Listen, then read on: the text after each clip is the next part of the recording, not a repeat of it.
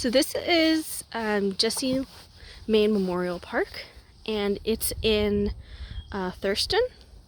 And so you can see that it has a mix of some fields, there's some benches, and there's a basketball court and a play structure. So this is just like a neighborhood park. It does get busy, like children come here to play and things like that. And it also features this walking path which goes down that hill and around to that other sidewalk. So the side here near the road, it has a sidewalk that goes all the way around it. So if you bring your dog, you just have to be aware that there's going to be people walking their dogs, on this gravel path. And then there can potentially be dogs coming from various different directions just around the park itself. That said, it is big enough that you can have, you can bring your dog even if they have issues with people or things like that. There's generally enough space.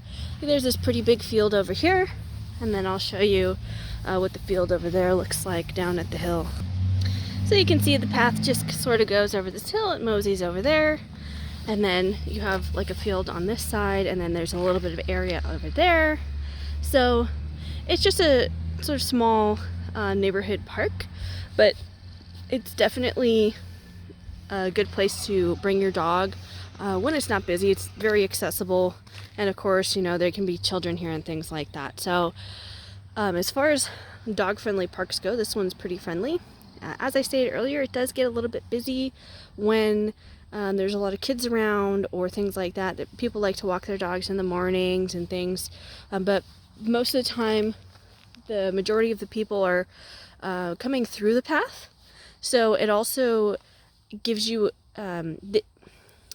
it's very predictable. So if you're training your dog to be less reactive, or if you're trying to help a dog who has some fear issues, the people do things predictably here. There's not a lot of people who are running around on the fields or really using the fields at all.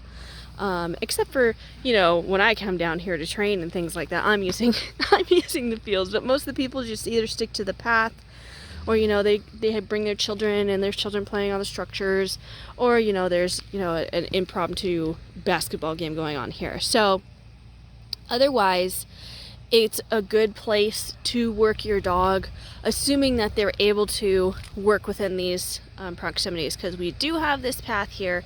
Then there's this middle area that has trees and other things, and then there's the sidewalk over there. So if your dog can work with those types of distances and you're able to get their attention and they don't totally freak out, and then this is actually a pretty good park to do, as I mentioned, just because there is a level of predictability with the people who use this park.